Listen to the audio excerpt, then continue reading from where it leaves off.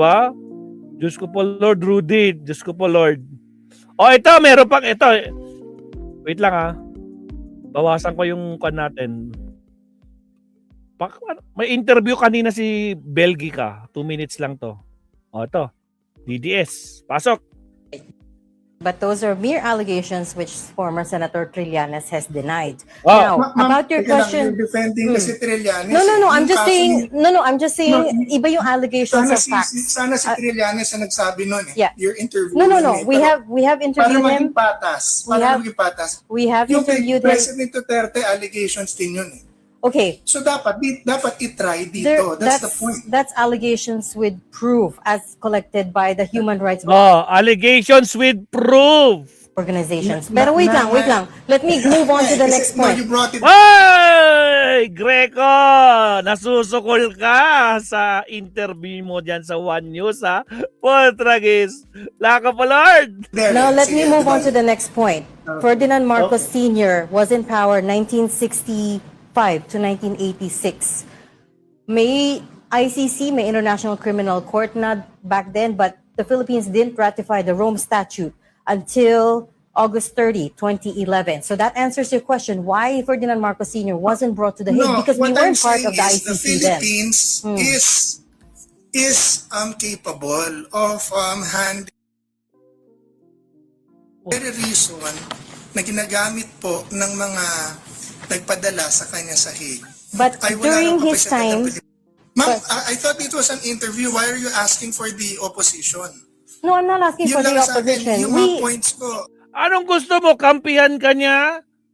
Anong gusto mo? Makisakay siya sa naratibo niyong mga garapata? Tragis. Newscaster yan, no? Neutral yan. Kamuti ka din eh. Ha? Naratibo niyo talagang mga garapata, putragis. Kamuti talaga, Sir Leonardo. Ngayon nagagalit ka sa Angkor? Neutral yan.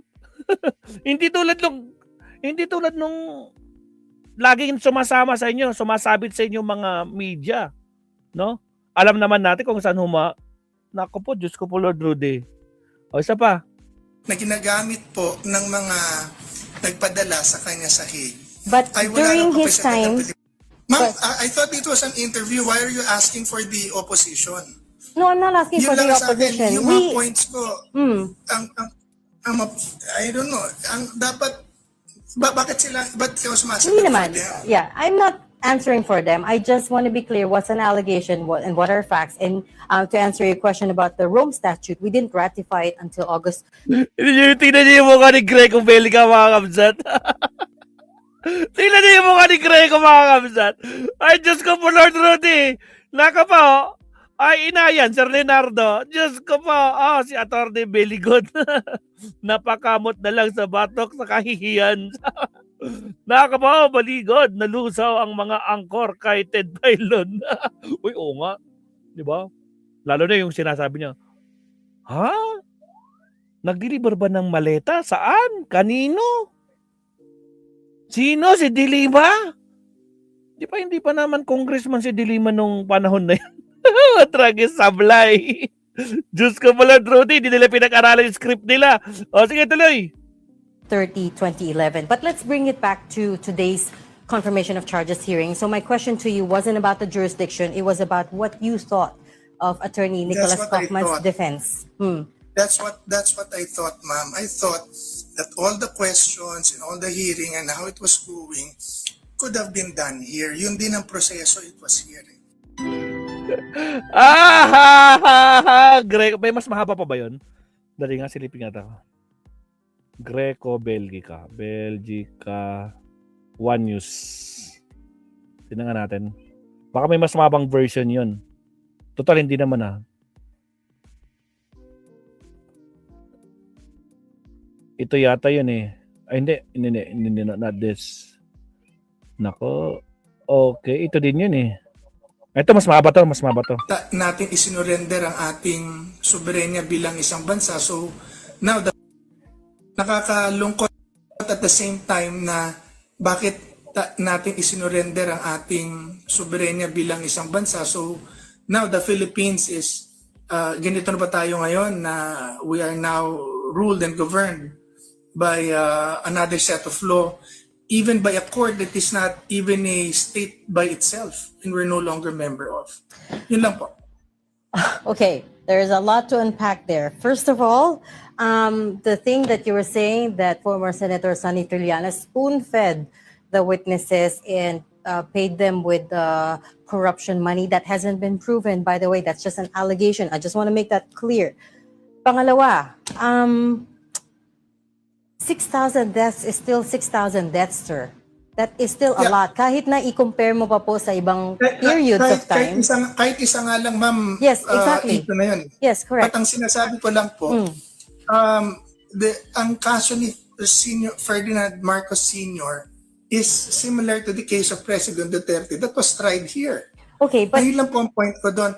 But- Ibig sabihin, sana dito na lang. Ngayon, kay Sonny Trillanes, ang point ko lang po doon, there are allegations this that Sonny Trillanes received 100 million pesos and spoon-fed the witnesses. Yes.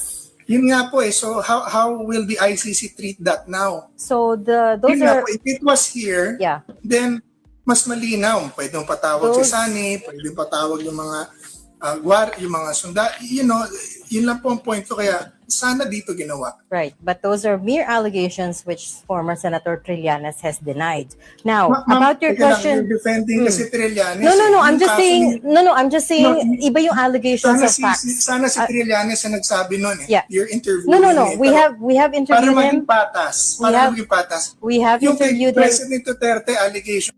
Ay, Greco, na-interview na nila si Trillanes. Nasagot na yan, tanong na yan. Ngayon, nire-relay lang sa'yo. Bobo ka ba? Putragista ko naman talaga. Alaga naman na si Greco. Oo, mga kamsat. Laka pa, napahiya na naman, mga kamsat.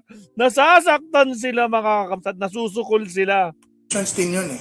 Oh. Okay, So dapat i-try dito. That's the point. That's allegations with proof as collected by the human rights organizations. Na- Pero wait na- lang. Let me move on to the Kasi- next No, point. you brought it there. Now, let me Sige, move on diba? to the next point.